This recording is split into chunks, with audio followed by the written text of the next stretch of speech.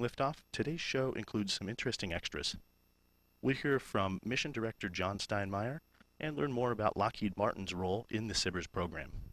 We'll also recognize a special anniversary happening later this summer. Before we continue, let's check in on today's weather. The Space Launch Delta 45 forecast for this morning's launch is looking good. Let's take a look at the numbers. The probability of violating constraints is currently 20%.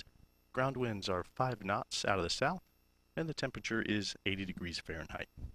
The primary concern for launch is the cumulus cloud rule. ULA is launching SBIRS GEO-6 for the Space Force's Space Systems Command. Let's learn more from SBIRS Risk and Requirements Lead, Lieutenant Gregory Skaggy. The SBIRS GEO-6 LM2100 bus was built by Lockheed Martin, and this provides a flexible, versatile, and scalable common spacecraft bus that enables greater efficiency and resiliency across the space enterprise. The payload on GEO-6 was built by Northrop Grumman, and this will provide sensor data that allows the U.S. military to detect missile launches, support ballistic missile defense, expand technical intelligence gathering, and bolster situational awareness on the battlefield, all features which allow leaders to make decisions and take actions faster to save lives. This satellite is equipped with powerful scanning and staring surveillance sensors to protect our nation 24/7. These infrared sensors detect the heat generated by missile engine exhaust to detect launches and begin the early warning process for civilian leadership and battlefield commanders. The success of this mission and the strength of our deterrence posture is made possible through the hard work and dedication of our diverse and integrated government and industry teams. This launch reflects the importance of partnerships to ensure our nation's security today and for the future. For today's launch, ULA is using an Atlas V 421 rocket. This is the 95th Atlas V launch and ULA's 152nd launch. Let's learn more about this vehicle, which has been used to launch so many critical payloads to space. Built in ULA's 1.6 million square foot production facility in Decatur, Alabama, the Atlas V rocket, once fully stacked, stands 194 feet and weighs nearly 1 million pounds fully fueled. At the base is the Atlas V Common Core Booster, which is powered in flight by an NPO Energomash RD-180 engine. For additional thrust at liftoff, Northrop Grumman's solid rocket boosters, or SRBs, are attached to the rocket. Atop the booster is the ULA Centaur second stage, powered by an Aerojet Rocketdyne RL-10 engine. The spacecraft is encapsulated inside a protective two-piece payload fairing produced by ULA in Harlingen, Texas. With production complete, the booster and Centaur travel from Alabama to Cape Canaveral on ULA's rocket ship. Once in Florida, a series of events lead to today's countdown. The process begins by lifting the 107-foot booster onto the Mobile Launch Platform, or MLP. Next, we made the SRBs. Then, the Centaur's second stage is transported to the pad and lifted into position. Lastly, the payload fairing, with the spacecraft encapsulated inside, is lifted and mated to the Atlas V rocket. Once fully assembled, the launch countdown begins by moving the rocket from the Vertical Integration Facility, or VIF, to the launch pad. To complete this move, which spans about 1/3 of a mile, the rocket is transported by the MLP. Weighing in at approximately 2 million pounds, the MLP supports the rocket and contains air conditioning, electrical, and commodities lines. Throughout the 20-minute trip, rail cars lead the move, with the payload van providing spacecraft communication and the ground van providing support for the rocket.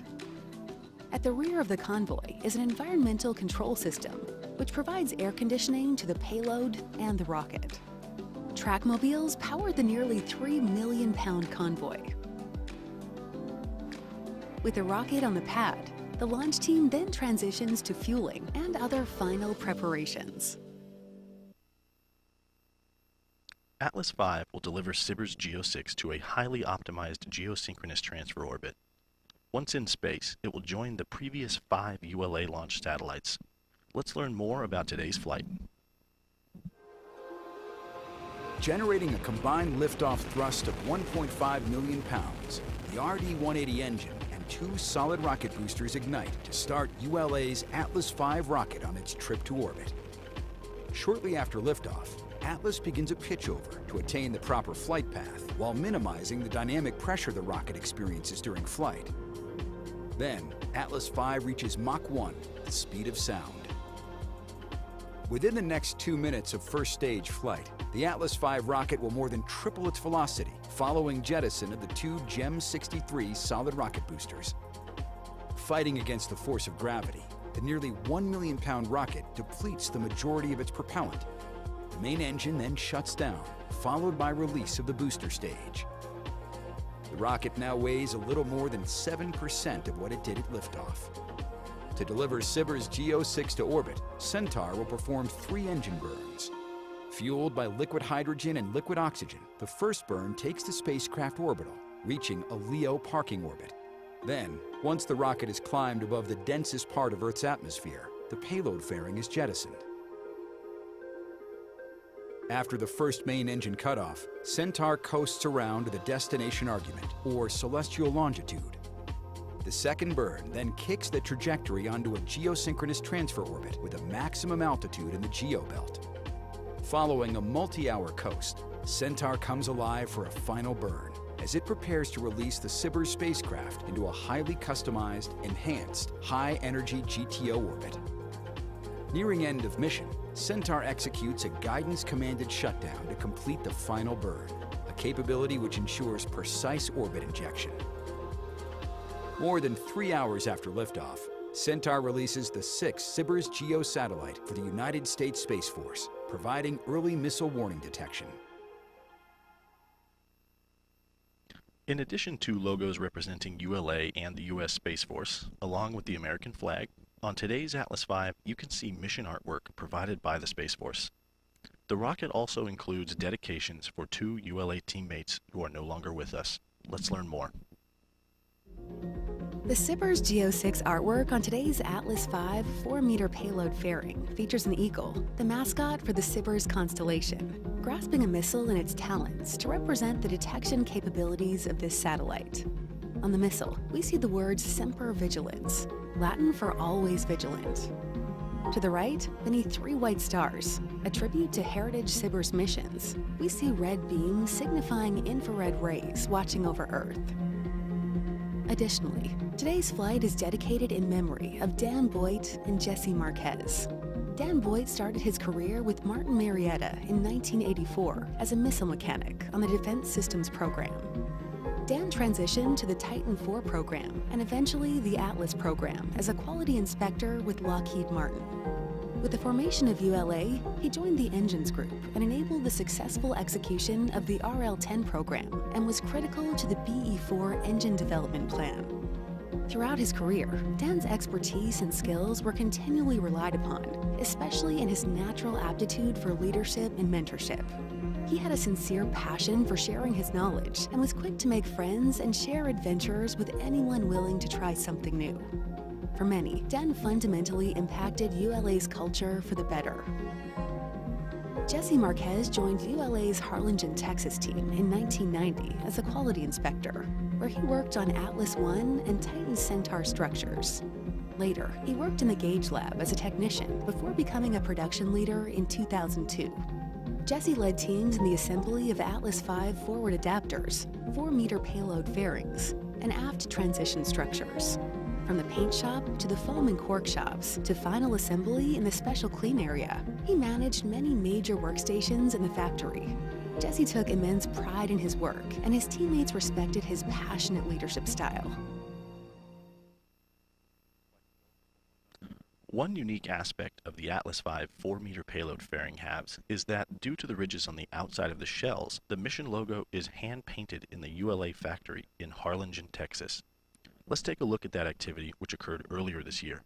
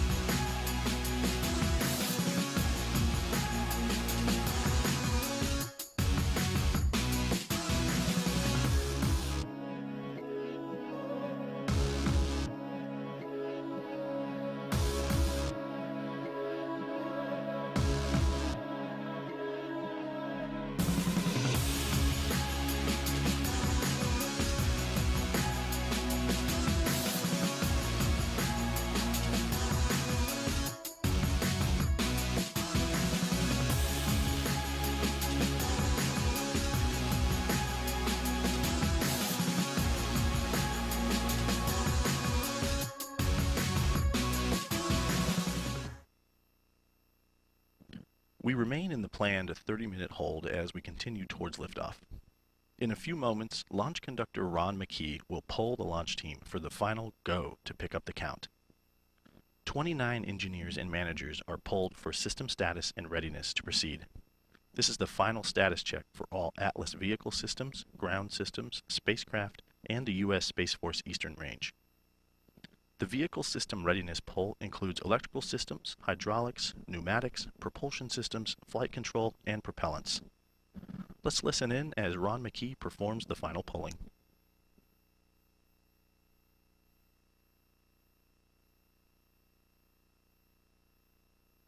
L minus 7 minutes. Status check to proceed with terminal count. Atlas systems, propulsion. Go. Hydraulics. Go. Pneumatics. Go. LO2. Go. Water. Go. Centaur systems, propulsion. Go. Pneumatics. Go. LO2. Go. LH2. Go. S-gas. Go. Electrical systems, airborne. Go. Ground. Go. Facility. Go. RFFTS. Go. Flight control. Go. GCQ. Go. Operation support. Go. COM. Go. Umbilicals. Go. ECS. Go. Redline monitor. Go. Quality. Go. Op safety manager. Go. ULA safety officer. Go. Vehicle system engineer. Go. Anomaly chief. Go. Range coordinator. Clear to proceed. Launch director. Launch vehicle is ready to launch. Mission director. You have permission to launch. Proceeding with the count. ALC verified T0 set for 10:29 to Verified.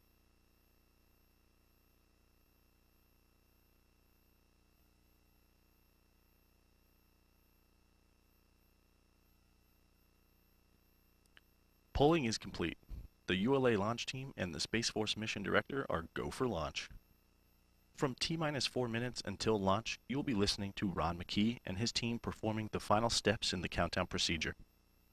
Several critical activities occur in the final minutes before launch, including verifying fuel tank levels and pressures in the booster and Centaur, and arming the flight termination system. At T-minus 25 seconds, you'll hear Go Atlas, Go Centaur, Go SBIRS. This is the final status check of Atlas, Centaur, and SBIRS GEO-6 readiness.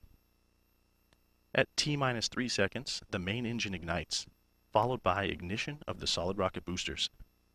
Then, after seeing Atlas V lift off the launch pad, you'll begin hearing flight commentator Jesse Gonzalez providing launch vehicle ascent data. Roger.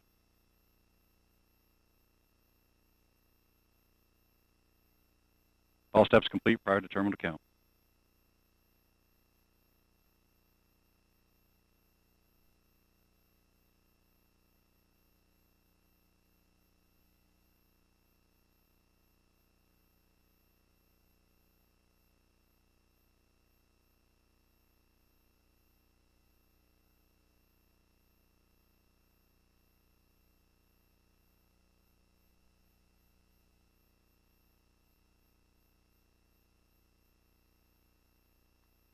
This is Atlas Mission Control at T-minus 4 minutes and holding.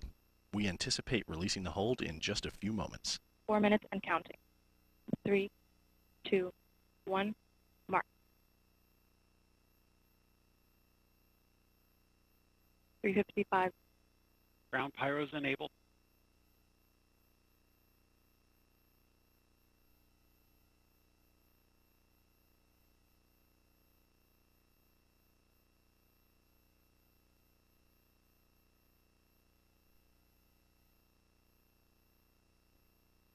The countdown clock has resumed and we are go for launch at 6:29 a.m. Eastern.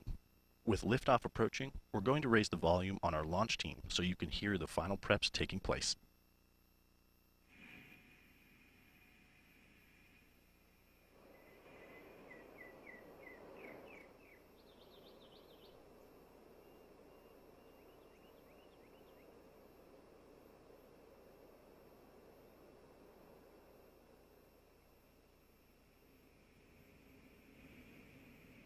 Three minutes. Securing LO2 topping. Atlas tanks to flight pressure. 250. FPS internal.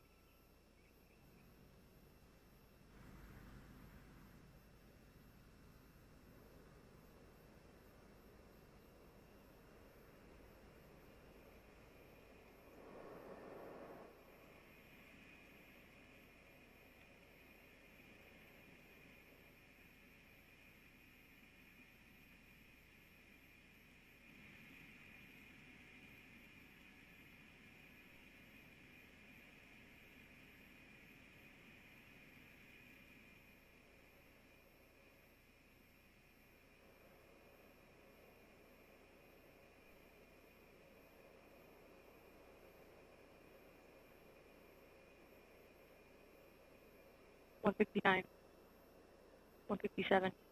Vehicle internal, 155, Launch sequencer start. 150. Securing Centaur LH2. Securing Centaur LO2.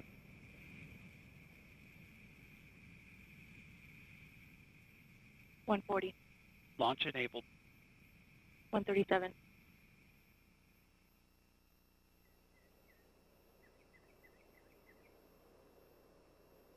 T-minus 90 seconds. The launch vehicle, payload, ground systems, and eastern range are go for launch. 120, OCU's arm. SCS count started.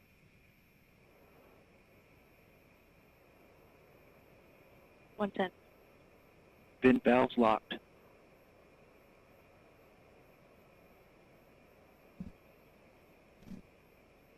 T-minus 1 minute. Rock report range status. Range green.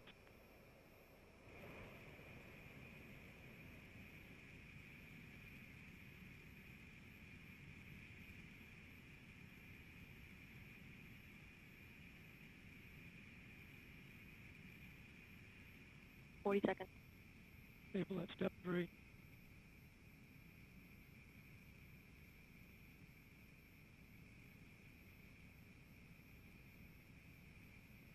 28,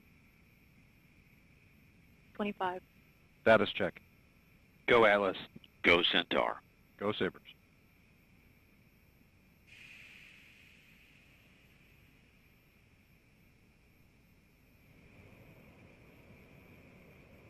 T-minus 10, 9, 8, 7, 6, 5, 4, 3, 2, 1. We have ignition and liftoff of the Atlas V rocket for United Launch Alliance, carrying SBIRS GO6 for the United States Space Force.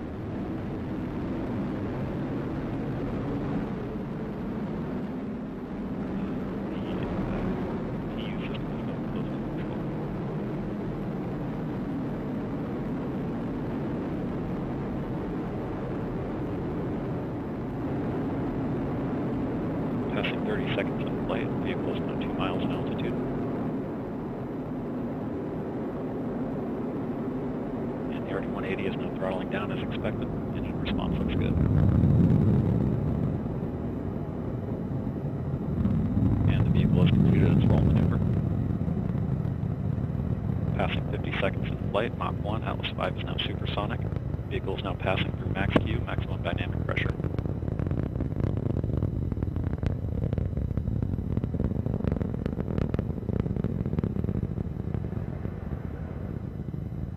The RD-180 is now throttling back up as expected. Engine response looks good.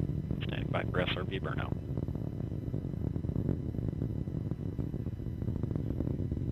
You are hearing the voice of Jesse Gonzalez providing launch vehicle ascent data.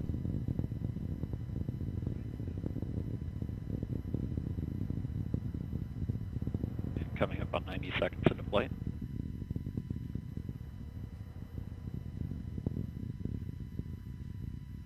We have burnout on both SRBs. And the RD-180 is now throttling back up as expected. Vehicle is now 20 miles in altitude, traveling at 3,000 miles per hour.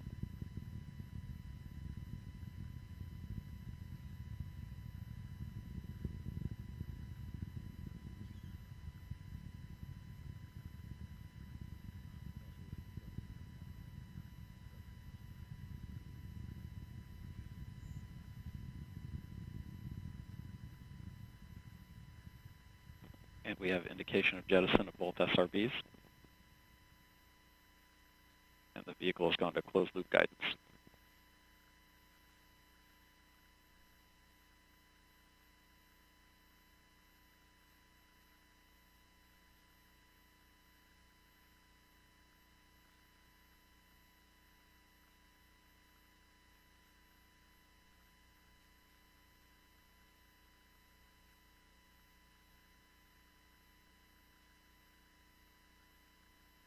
And the RCS system is now pressurizing to flight levels.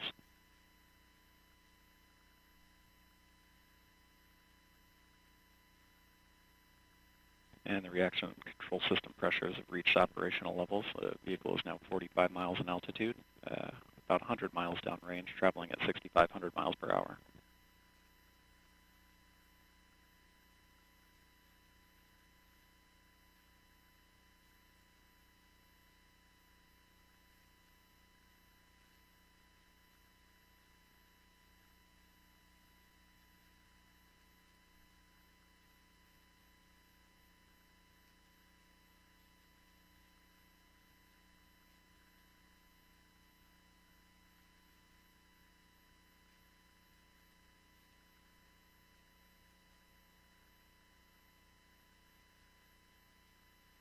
And the RD-180 is now throttling to maintain a constant 5G acceleration limit. Engine response looks good.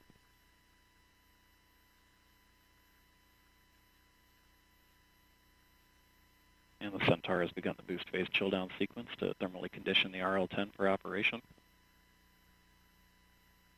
And the RD-180 is now throttling to maintain a 4.6G acceleration limit until deco. And we have deco, booster engine cutoff.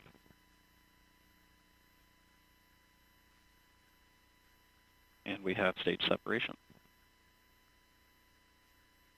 Seeing good pre-start on the RL-10. Standing by for MES-1. And we have MES-1.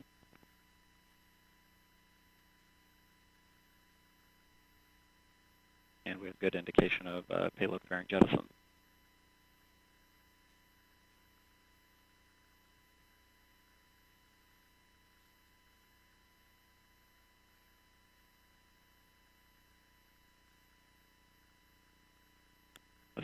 This is Atlas Mission Control at T+5 minutes. We just heard flight commentator Jesse Gonzalez confirm the successful completion of the early phase of today's flight, and all systems continue to operate nominally. Our next event, Centaur main engine cutoff, will occur in about 8 minutes. SBIRS provides in-space missile warning. Let's learn more about the importance of this capability from the Space Systems Command. Our adversaries across the globe, our near-peer competitors, consider the fact that they're being watched and we can see every single launch and attribute it to that actor. That absolutely impacts whether they're going to use a missile against the US or our allies.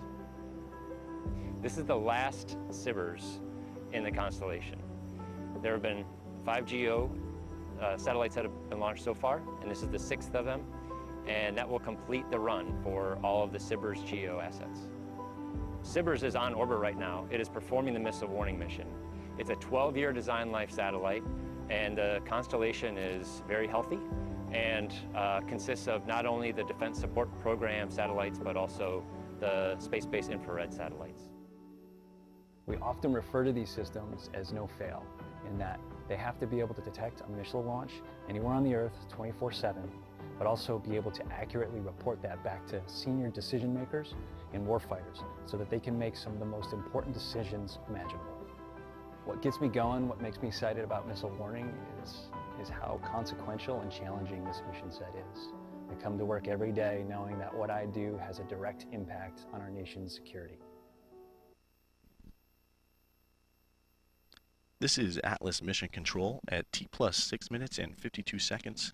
While we wait for main engine cutoff, here is more about the Lockheed Martin built SBIRS satellite.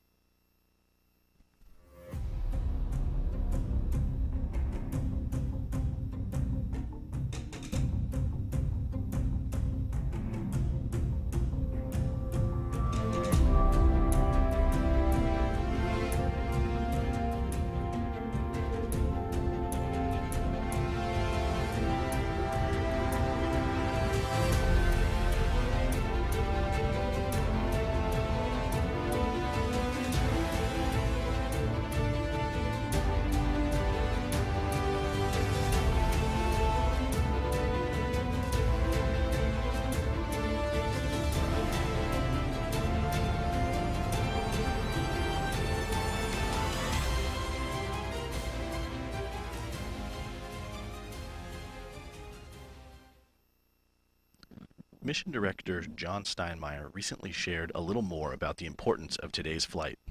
Let's have a look.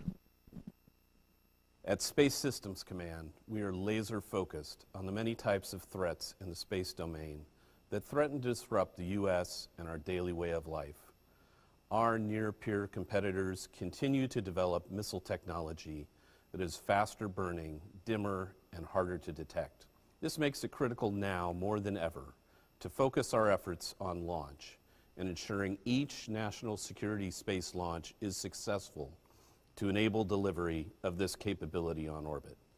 This will be the 6th SBIRS GEO satellite we have launched on board an Atlas V. This mission will provide tremendous capability for the defense of our nation and allies and represents thousands of hours of concerted effort by the teams who have made this capability a reality. As you are well aware, United Launch Alliance's Atlas V has a tremendous history of mission success. This will be the 95th flight of the Atlas V and ULA's 95th National Security Space mission. For SBIRS GEO-6, we will be using the Atlas V 421 configuration. The 421 uses a 4-meter extended metallic payload fairing, 2 GEM 63 solid rocket boosters, and an RL-10 C11 upper stage engine. This mission has been optimized to impart maximum delta V to the space vehicle using an optimized 3-burn injection profile. SBIRS satellites are the first line of defense. They provide timely, reliable, and accurate missile warning, infrared surveillance information to the President, Secretary of Defense, combatant commanders, and the intelligence community, and other key decision makers. The SBIRS system enhances our global missile launch detection capability, supports the nation's ballistic missile defense system, expands the country's technical intelligence gathering capacity, and bolsters domain awareness for warfighters on the battlefield. As the last satellite to join the SBIRS constellation, the launch of SBIRS GEO-6 marks the end of the SBIRS development program, but this system will integrate with the next generation of missile warning satellites that are already in production. I'm privileged to be the mission director for the SBIRS GEO-6 mission, and I am extremely proud of the accomplishments of the integrated team and all the suppliers and partners who have worked diligently to get us to this point. Go Atlas V, go SBIRS GEO-6, and Semper Supra.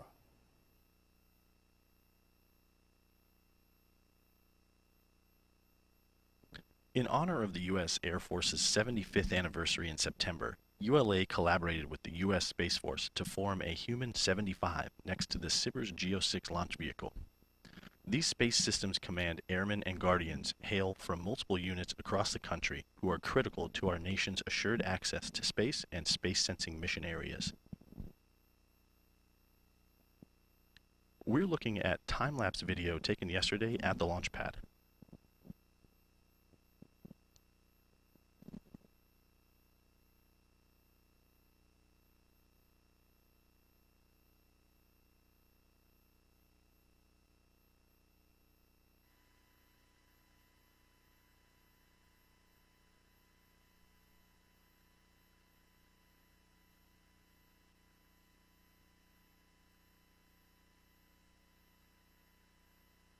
Coming up on 12 minutes into flight, approximately a minute remaining in the first burn.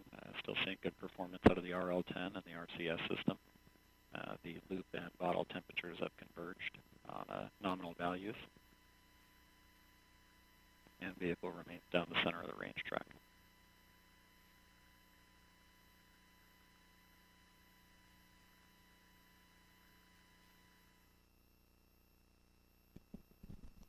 This is Atlas Mission Control at T plus 12 minutes and 18 seconds.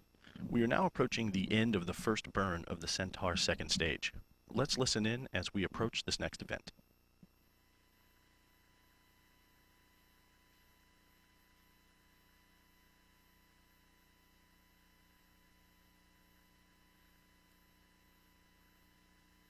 Standing by for MECO in about 10 seconds.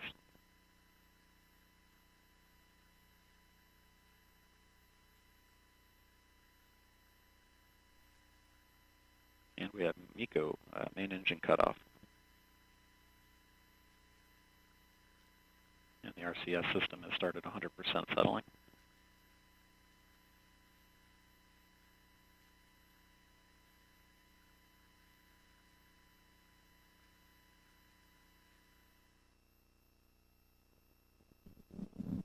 This is Atlas Mission Control at T plus 13 minutes and 15 seconds. Jesse Gonzalez just reported successful completion of the first of 3 Centaur engine burns.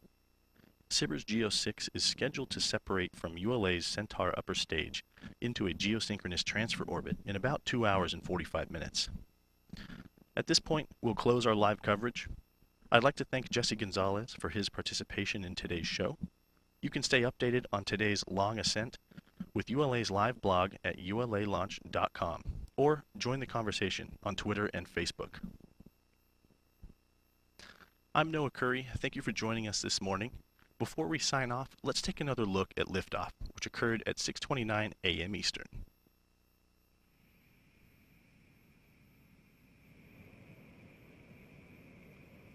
T minus 10, 9, 8, 7, 6, 5, 4, 3, 2, 1.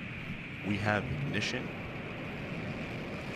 and liftoff of the Atlas V rocket for United Launch Alliance, carrying SBIRS GEO-6 for the United States Space Force.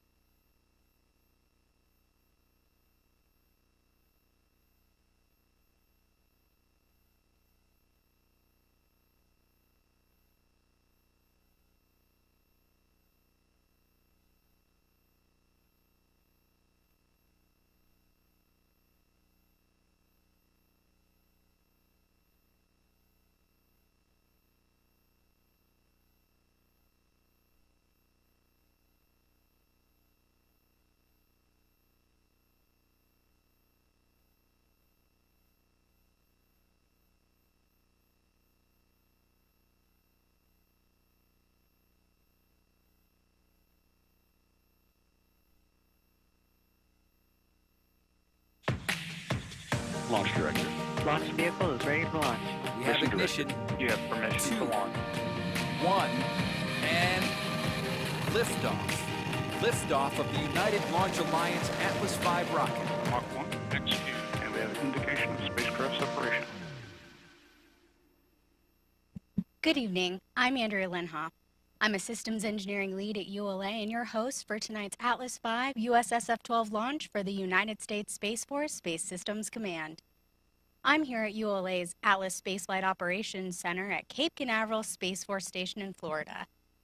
Liftoff is scheduled for 6 p.m. Eastern, though we do have a 2-hour window available today. In addition to watching our webcast, you can also follow live mission progress at ulalaunch.com. The count is currently in a 30-minute planned hold. We have 2 planned holds in our 7.5-hour launch count, which give our team additional time to resolve any issues prior to entering the terminal count. At this time, the team is not working any issues and we are proceeding towards an on-time liftoff. Today's ascent to geosynchronous orbit is more than 6 hours, so we'll wrap up about 25 minutes after liftoff. Stay tuned after liftoff to hear more about Wide Field of View from U.S. Space Force's Colonel Heather Bogsty and Millennium Space Systems CEO Jason Kim. Before we continue, let's check in on today's weather forecast with Space Launch Delta 45 Weather Officer Will Ulrich. Thanks, Andrea. Good things come to those who will wait. That's the saying, right? Well, unfortunately, it looks like we're going to have to wait a little bit longer as Mother Nature isn't entirely cooperating right now.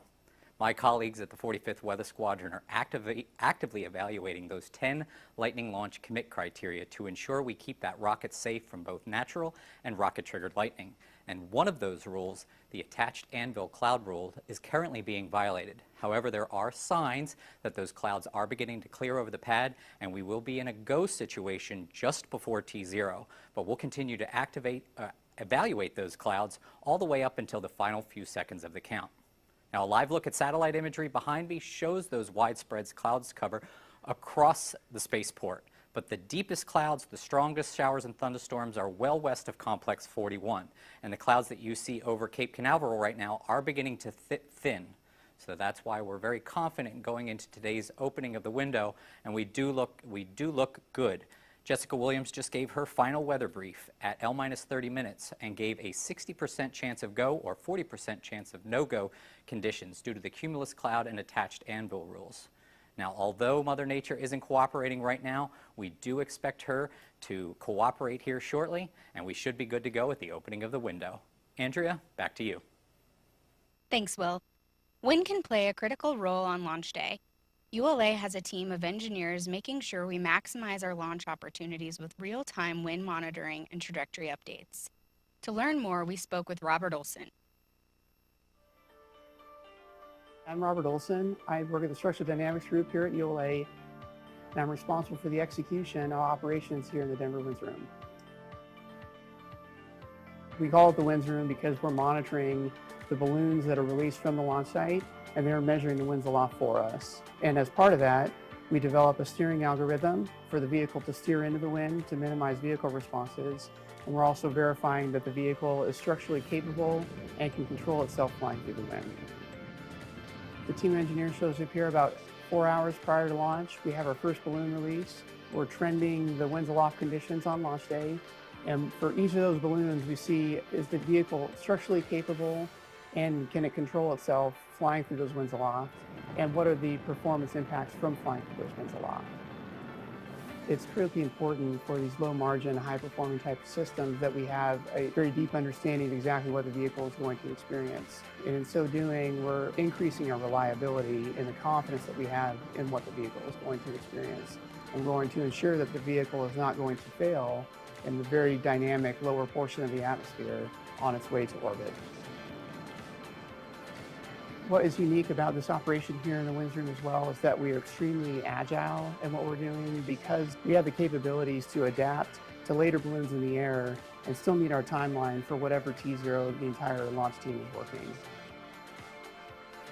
It's very important for us here to balance reliability and launch availability. Reliability would be having the most amount of margin possible and protecting the vehicle in that way, while that would be in direct conflict with being able to launch at any given time. So we're balancing that here with the way that we operate with the balloons. We have many balloons in succession, very close to liftoff, and that allows us to provide that balance of launch availability and reliability.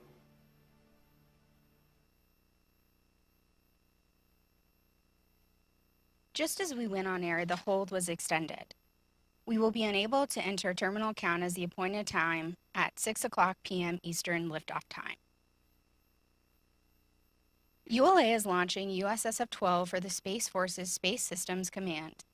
Let's learn more from Government Mission Integration Manager, Lieutenant Paige Harrison. USSF-12 features 2 satellite payloads, the Wide Field of View testbed as well as the USSF-12 ring. Atlas V will deliver both spacecraft directly to geosynchronous orbit approximately 22,000 miles or 36,000 kilometers above the equator. The forward payload, Wide Field of View, is a testbed spacecraft that informs the next-gen overhead persistent infrared program, the successor for the Space-Based Infrared System program, or SBIRS for short. Designed to provide a resilient space-based global missile warning capability against emerging missile and counter space threats. Wide Field of View's primary mission is to explore future missile warning algorithms with data collected in space. The aft payload is a propulsive ESPA called the USSF-12 ring. This ring is a classified mission to demonstrate future technology for the Department of Defense. For today's launch, ULA is using an Atlas V 541 rocket. This is the 94th Atlas V launch and ULA's 151st launch. Produced in ULA's 1.6 million square foot production facility in Decatur, Alabama, the Atlas V Common Core booster is powered by an NPO Energobosch RD-180 engine. 4 Northrop Grumman solid rocket boosters provide additional thrust at liftoff. The Centaur's second stage is powered by an Aerojet Rocketdyne RL-10 engine. The 2 spacecraft are encapsulated in a 5-meter diameter payload fairing produced by Beyond Gravity in Decatur, Alabama. These rocket components travel from Alabama to Cape Canaveral on ULA's rocket ship. Once in Florida, a series of events lead to today's countdown. We're here outside the Vertical Integration Facility, or VIF, at Space Launch Complex 41, where we're about to roll the Atlas V on the Mobile Launch Platform, or MLP, to the pad. Before we do, let's take a look at how we stack this rocket. Our process began with lifting the 107-foot or 33-meter booster onto the MLP. Then the team mated the SRBs to the booster, followed by the transportation and lift of the Centaur into position atop the Atlas V booster. Finally, the payload fairing with both spacecraft already encapsulated was mated to the Atlas V rocket. With the rocket fully assembled, we now transition to the final countdown procedure by rolling it from the VIF to the pad. To complete this move, 6 components are used for the 20-minute trip, which spans about 1/3 of a mile. The MLP weighs approximately 2 million pounds, supports the rocket, and contains air conditioning, electrical, and commodities lines. The undercarriages bear the weight of the MLP in the rocket. The Atlas V rocket stands 196 feet, or about 60 meters, and weighs 775,000 pounds, or more than 350,000 kilograms fully fueled. With the rocket on the pad, the launch team transitions to fueling and other final preparations.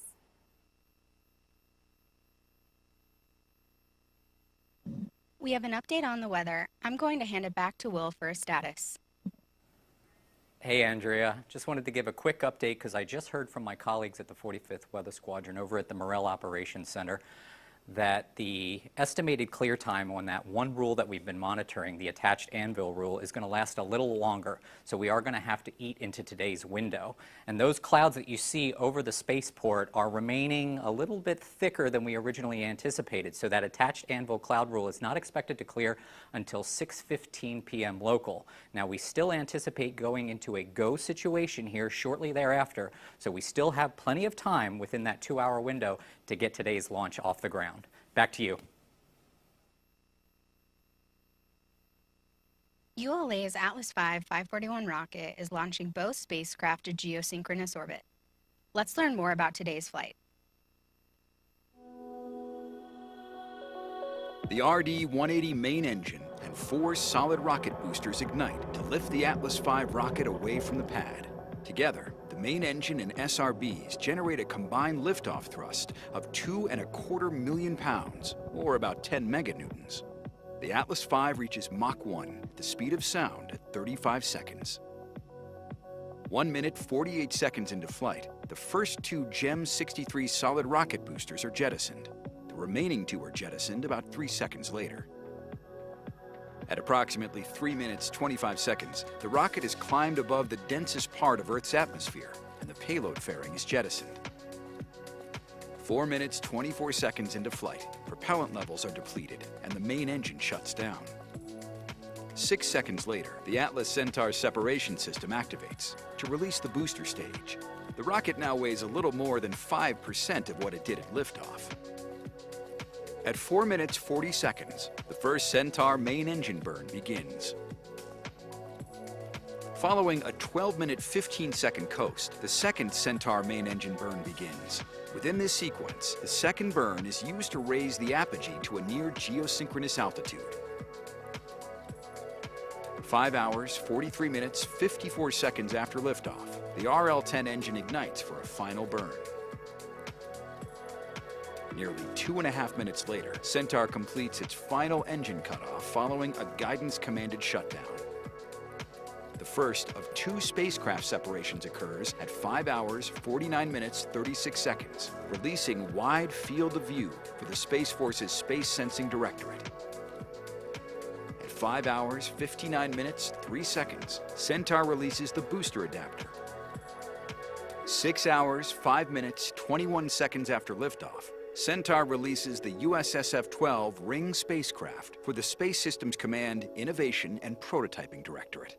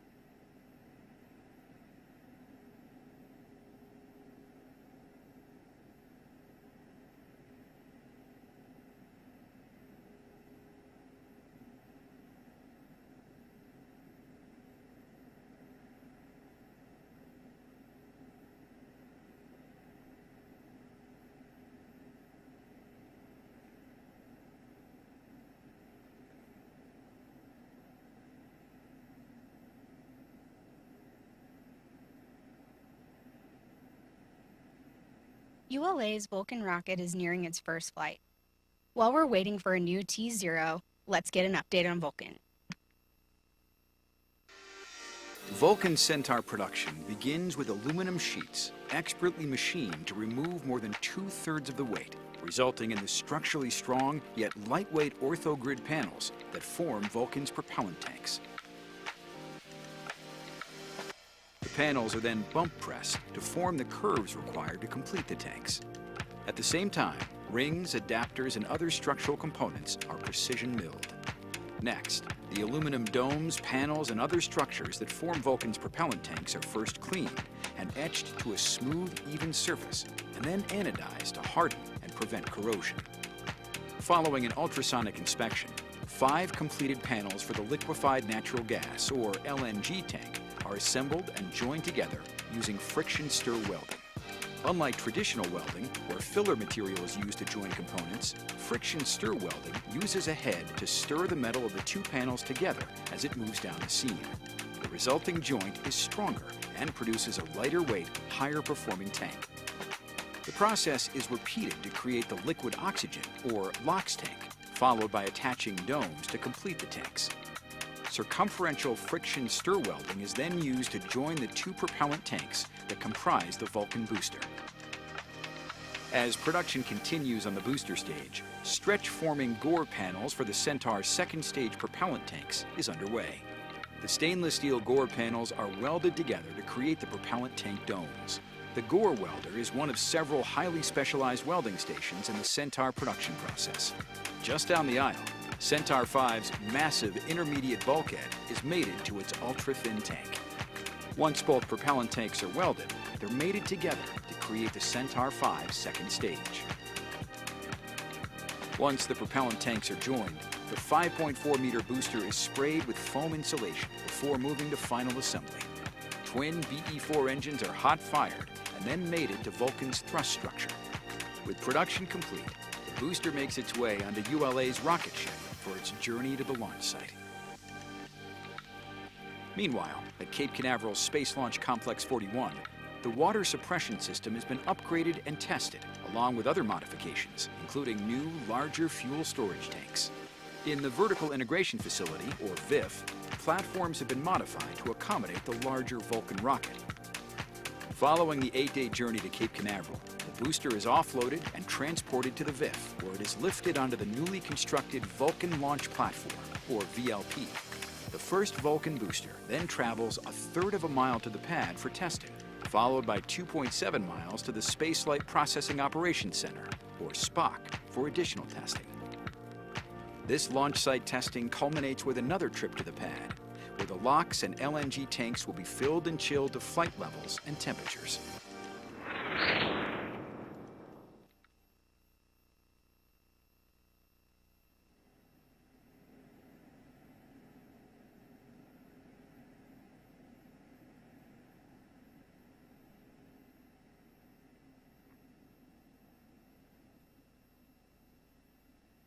The Space Force provided the artwork we see on today's payload fairing. Today's artwork includes projection of the world in the center as viewed from space, reflecting a wide field of view as seen through a wasp's eyes. Additionally, there are 2 black stars inside a red plume to represent the 2 space vehicle programs.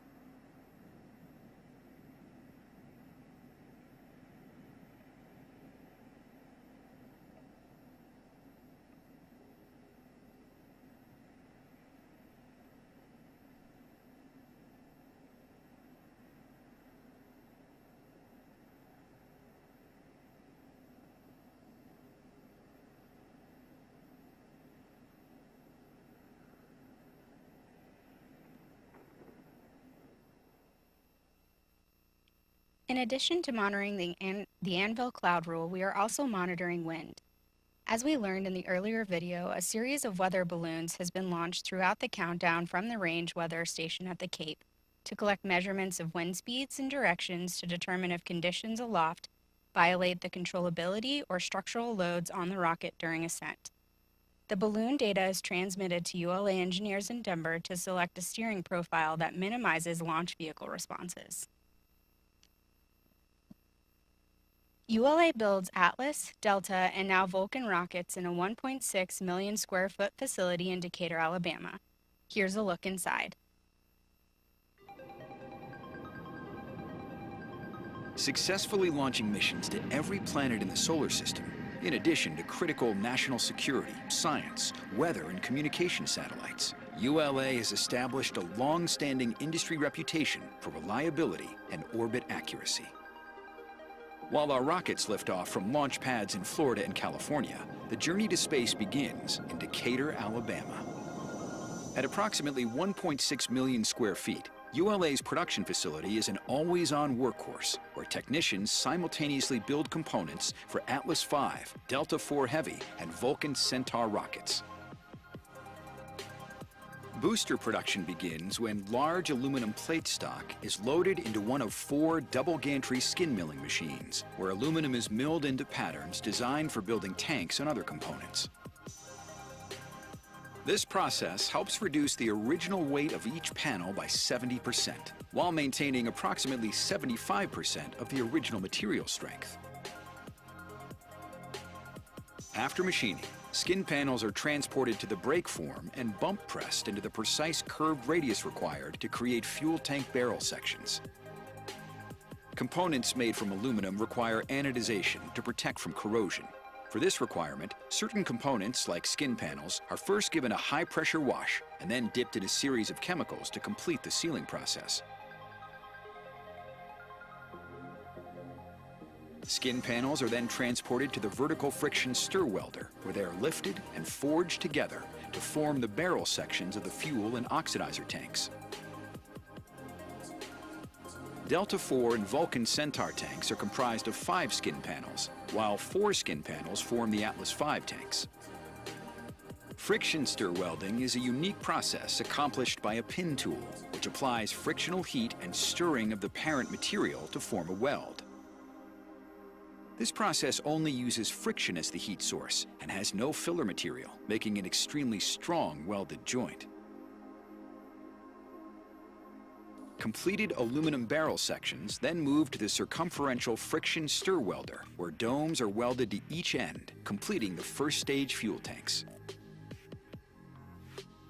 After pressure testing, which verifies the integrity of the welds, the next stop for booster fuel tanks is the spray-on foam insulation booth, or SOFI.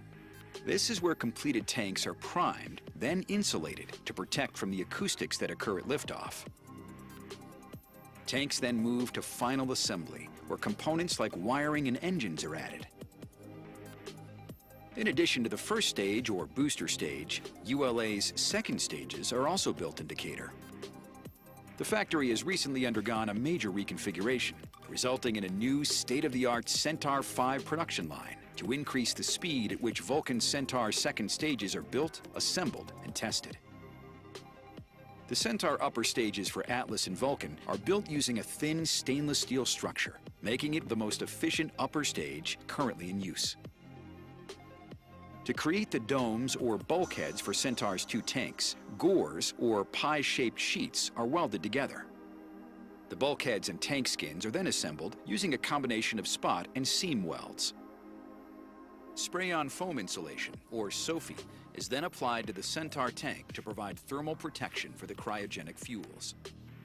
Centaur's tanks are known as pressure-stabilized tanks because 90% of their weight and structure at launch is from the mass of the fuel and oxidizer loaded prior to liftoff. The Centaur tank then moves to final assembly, where engines, avionics, pneumatic, and propulsion systems are installed. At the end of the production journey, all systems on both the booster and Centaur are fully tested, and the stages are prepared for transport to the launch site.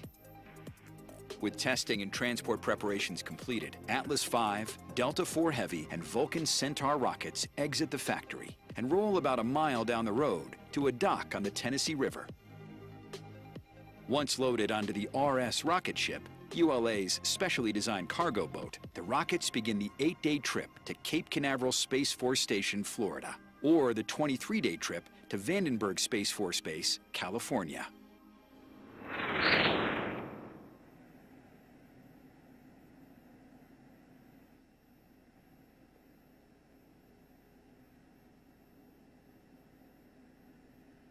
The launch team continues to track both issues.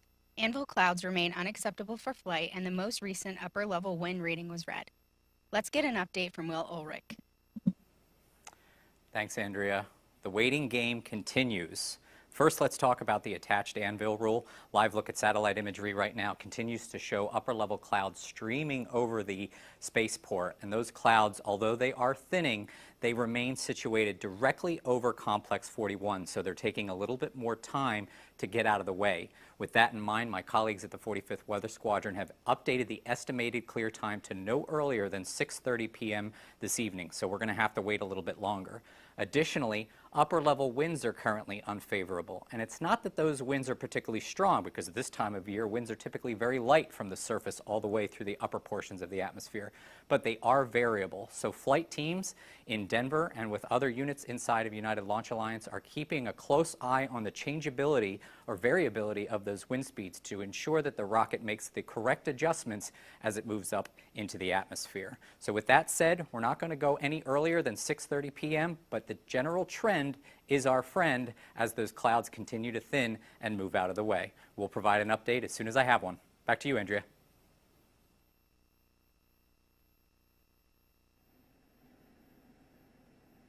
Thanks, Will.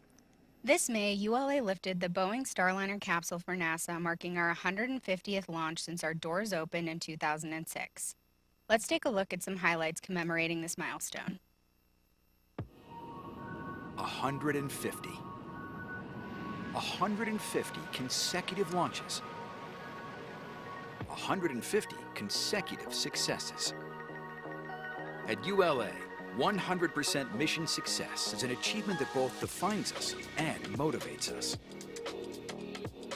As the industry's most experienced launch service provider, we continue to provide world-leading reliability, schedule confidence, and mission optimization. And we're proud to lead the way in space to expand what's possible on Earth. Our pride is built on the successful launch of 93 national security missions, 18 GPS satellites, 5 trips to Mars, 18 commercial missions, and 39 science and exploration missions. From low Earth to the most complex geosynchronous orbits and interplanetary trajectories, ULA is the only launch provider capable of delivering to any orbit, anytime. 30 Delta IIs, 23 Delta IVs, 12 Delta IV Heavies, 85 Atlas Vs, 150 flights using our trusted fleet of rockets built to the evolving needs of each and every customer. We've traveled 2,500,000 miles and delivered more than 1,400,000 pounds to orbit, deliveries that have improved the way we live and work and provided a deeper understanding of our universe. All rockets are not created equal, and when it absolutely must get to space safely and on time, customers choose ULA. 150 glorious liftoffs, 100% mission success.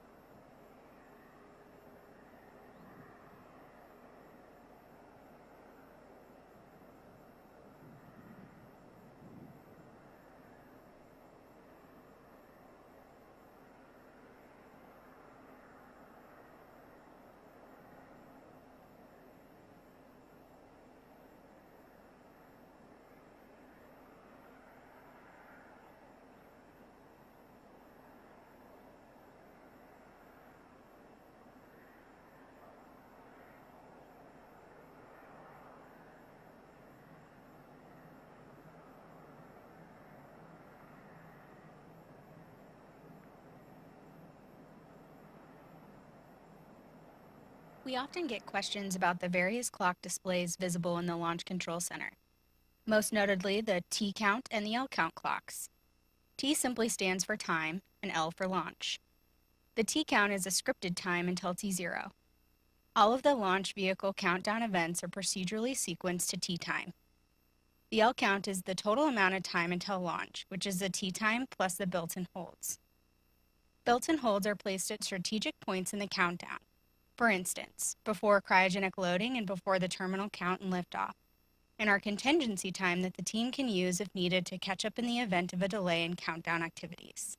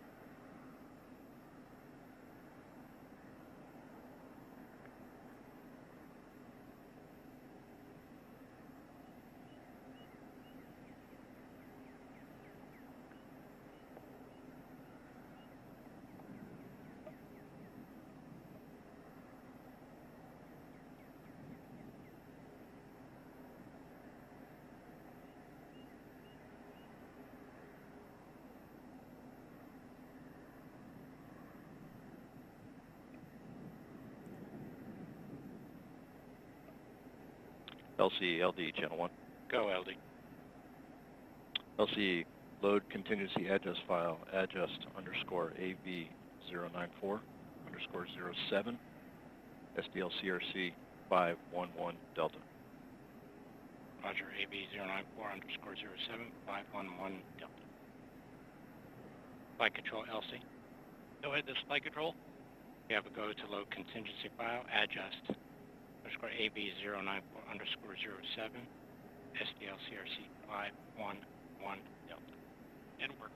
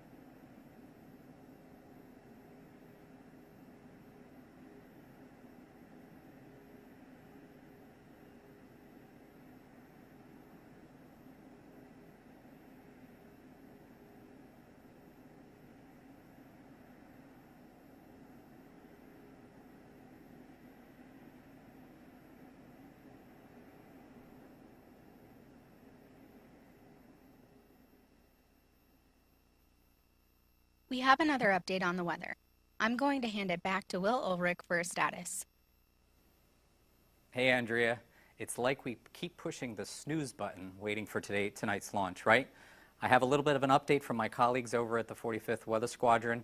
Satellite imagery continues to show that anvil cloud sitting overhead, and this live shot that you see right now shows that anvil cloud perfectly over Complex 41, and unfortunately it just doesn't want to move. Now originally we were evaluating that cloud under the attached anvil cloud rule because it was attached to its parent thunderstorm. That thunderstorm has since dissipated, so we're now evaluating it under the detached anvil cloud rule. Unfortunately, that doesn't really change the status that we're in. We are in a no-go status for the detached anvil rule with an updated clear time of 6:45 p.m. So we still have at least another 15-20 minutes to go before we can start thinking about setting that new T0. So that's all I've got for now. I'll throw it back to you in the studio.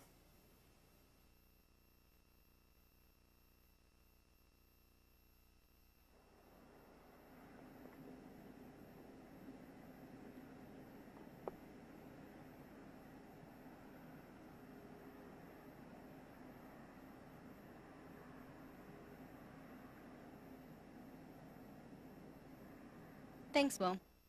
Wondering how you can see today's Atlas V launch of USSF-12? This visibility map shows when and where your best chances are to see the rocket as it launches from Cape Canaveral.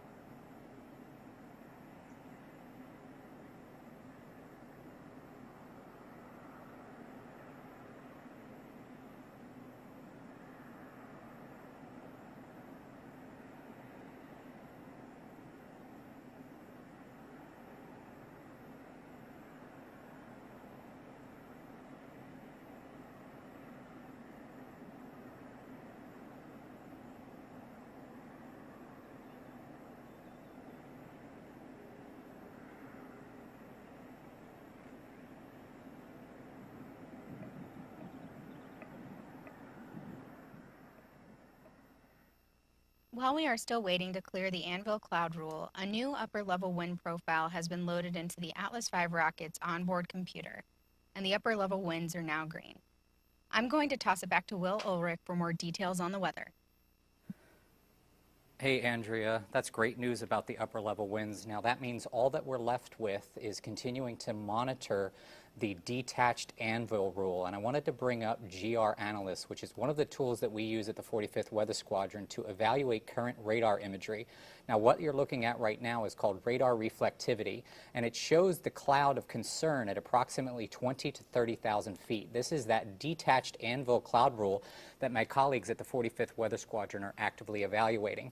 Now the good news is that that cumulus cloud is detached anvil cloud is beginning to dissipate. If I've put it forward into time, notice how that cloud is gradually thinning out. And that's what we need to look for in order to get us out of that detached anvil rule. So I do expect an update from my colleagues here soon. We may be able to clear that detached anvil rule for much longer. And really, if we're green on upper level winds, we're not really concerned with anything else at this point. And I do think we have a shot to launch later today.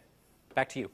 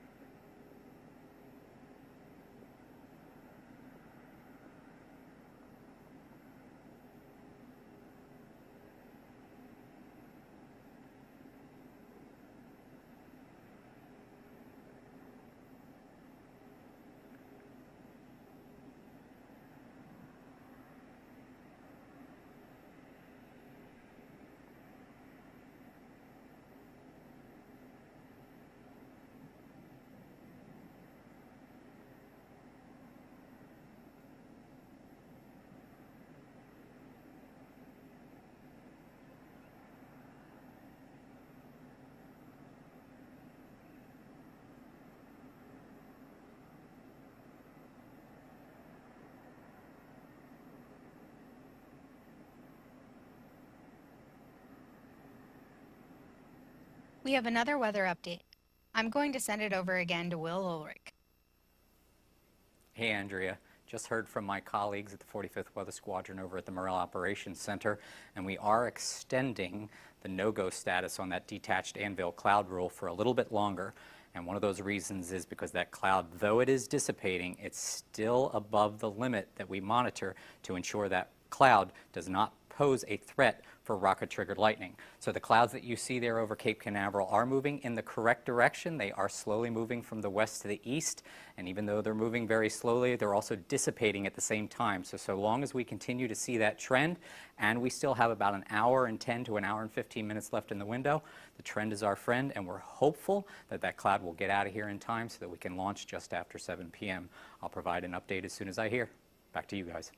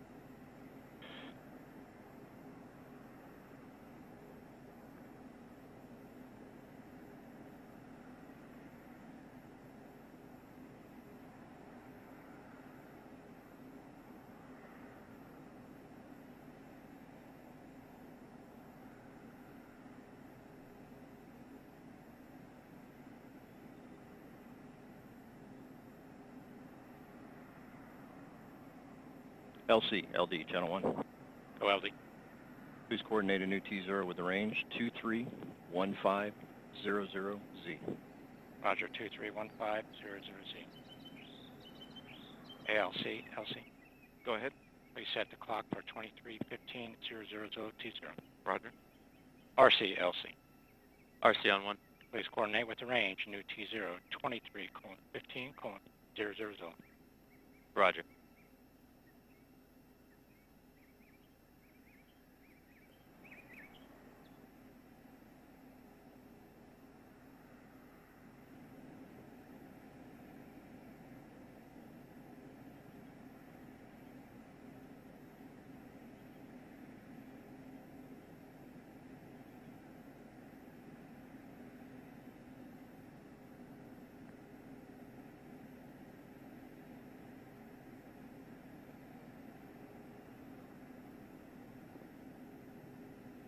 LC countdown clock has been set for a new T0 of 23:15 Zulu.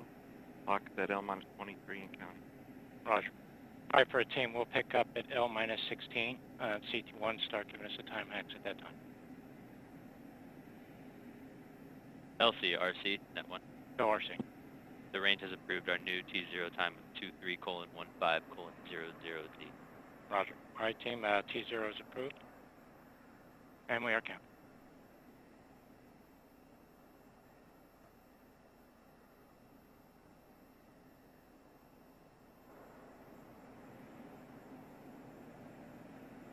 L-minus 23 minutes.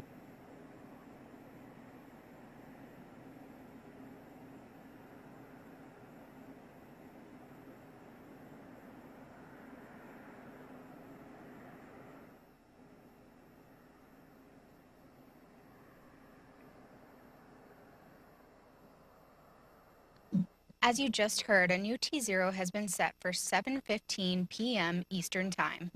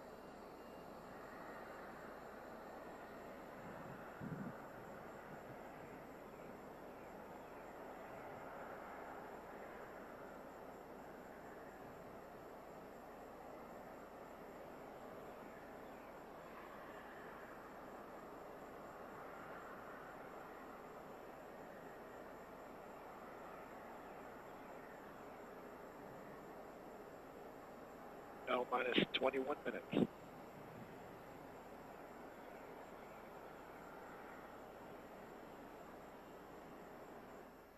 We've created a short tour of our launch locations here in Cape Canaveral, Florida. Let's take a look around. With missions launched to every planet in the solar system, as well as critical national security, science, weather, and communication satellites, ULA has established a long-standing reputation for reliability and orbit accuracy in the space launch industry. At our launch site in Cape Canaveral, Florida, the story begins with ULA's Atlas and Delta rockets arriving on the RS rocket ship. The rocket ship is a specially designed cargo ship used to transport rockets from ULA's 1.6 million square foot production facility in Decatur, Alabama. Rocket ship is large enough to carry a complete Delta IV Heavy rocket. That's 3 boosters, a second stage, and a payload fairing. Once loaded, rocket ship departs ULA's dock and travels through the Tennessee River, then onto the Ohio and Mississippi rivers, then goes out into the Gulf of Mexico. From there, the ship travels through the Atlantic Ocean, around the southern tip of Florida, and north to Port Canaveral. Rocket ship was designed with several features to ensure successful delivery, including the ability to adjust its draft for shallow water and rudderless steering, which minimizes the need to tug. Atlas V boosters are transported from the ship to the high bay in the Atlas Spaceflight Operations Center, or ASOC, for final preparations. Delta IV boosters are moved to the Horizontal Integration Facility, or HIF, where they are mated together to form the Delta IV Heavy configuration. With final checks completed, the boosters are transported to the launch pad for Launch Vehicle on Stand, or LVOS. The 107-foot-long Atlas V boosters are brought to Space Launch Complex 41 and are hoisted into a vertical position using a crane and placed onto the Mobile Launch Platform, or MLP, in the Vertical Integration Facility, or VIF. Delta IV Heavy rockets are raised vertically by a fixed pad erector at Space Launch Complex 37. The fixed pad erector uses a single hydraulic piston to rotate the boosters 90 degrees inside the Mobile Service Tower, or MST. LVOS is followed by the addition of solid rocket boosters, and then the second stage. Next comes wet dress rehearsal, or WDR, which is an end-to-end launch simulation, from fueling through spacecraft separation. Meanwhile, the ULA team is also working simultaneously to help the customer encapsulate their payload into the rocket's payload fairing. The encapsulated payload fairing is the final piece to be mated to the rocket. With the rocket stack complete, the spacecraft team tests all of the interfaces with the rocket and the launch pad. Once the rockets are completely assembled, final launch preps begin. For Atlas V rockets, launch countdown begins with moving the rocket from the VIF to the pad. The quarter-mile trip uses 6 components to complete the 20-minute trip. Weighing in at about 2 million pounds, the MLP supports the rocket and contains air conditioning, electrical, and commodities, while the undercarriages bear the weight of the MLP and rocket. 2 rail cars lead the move, with the payload van providing communication to the payload, while the ground van houses the ground support for the rocket. At the rear of the convoy, the portable environmental control system provides air conditioning to the payload and rocket. Finally, track mobiles provide the power to move the 3.5 million pound convoy.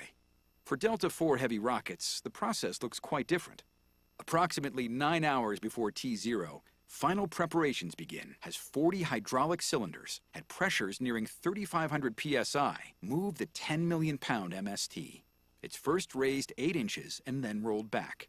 Delta uses a carriage transporter system, traveling at about a quarter mile per hour. It takes about 25 minutes to roll the MST to its launch position, 345 feet north of the Delta IV rocket. The Delta IV rocket stands 217 feet tall, or about 21 stories, and weighs more than 900,000 pounds fully fueled. On the day of launch, nearly 30 engineers and managers are polled for system status and readiness to proceed. Status check to proceed with terminal count, Atlas Systems, propulsion. This is the final status check before launch for all Atlas and Delta vehicle systems, ground systems, the spacecraft, and the U.S. Air Force Eastern Range. The vehicle system readiness poll includes electrical systems, hydraulics, pneumatics, propulsion systems, flight control, and propellants. Range coordinator. Clear to proceed. Launch director. Launch vehicle is ready to launch. Mission director. This is the mission director. You have permission to launch. Proceeding with the count. If the rocket is ready for flight and the weather is within the launch commit criteria, then polling will be completed and the team will have given the go for launch. T-minus 10, 9, 8, 7, 6, 5, 4, 3, 2, 1. There's ignition. And liftoff of the United Launch Alliance Atlas V rocket. For a typical Atlas V flight, the main engine and solid rocket boosters ignite to lift the rocket off the pad. Shortly after liftoff, the rocket begins a pitch over to attain the proper flight path, minimizing the dynamic pressure the vehicle experiences during flight. Within the first few minutes of flight, the vehicle reaches Mach 1, the speed of sound, followed by jettison of the solid rocket boosters. About 4 minutes later, propellant levels deplete and the booster engine shuts down, followed by release of the booster stage. At various times in flight, depending on the mission, the vehicle jettisons its payload fairing. From there, the second stage will continue carrying the spacecraft towards its destination with planned engine starts and stops.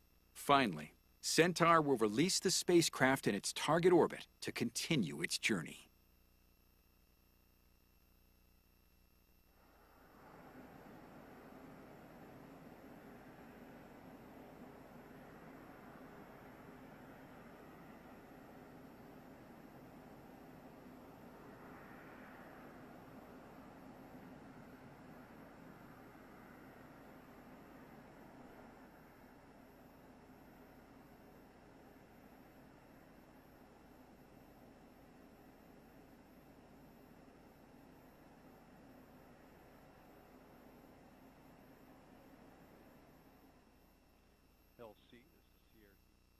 We have an update on the weather. I'm going to hand it back to Will Ulrich for a status. Hey, Andrea, some really good news. Those clouds that you see on satellite behind me continue to thin, and I just got word from the meteorologists over at the 45th Weather Squadron that we are now go for the detached anvil rule, and that means we're go on all lightning launch commit criteria. So good news, we are progressing well towards that 7 p.m. liftoff time. All things are go from weather. Back to you guys. LC, LD, Channel 1. Go LD. Roger, sir. Load contingency adjust file. Adjust underscore AB094 underscore 08 with an SDL CRC of 97 Charlie Charlie. Roger. Flight Control LC. Go ahead, this flight control. Load contingency file adjust AB094 underscore 08 with SDL CRC 97 Charlie Charlie. Roger, and work.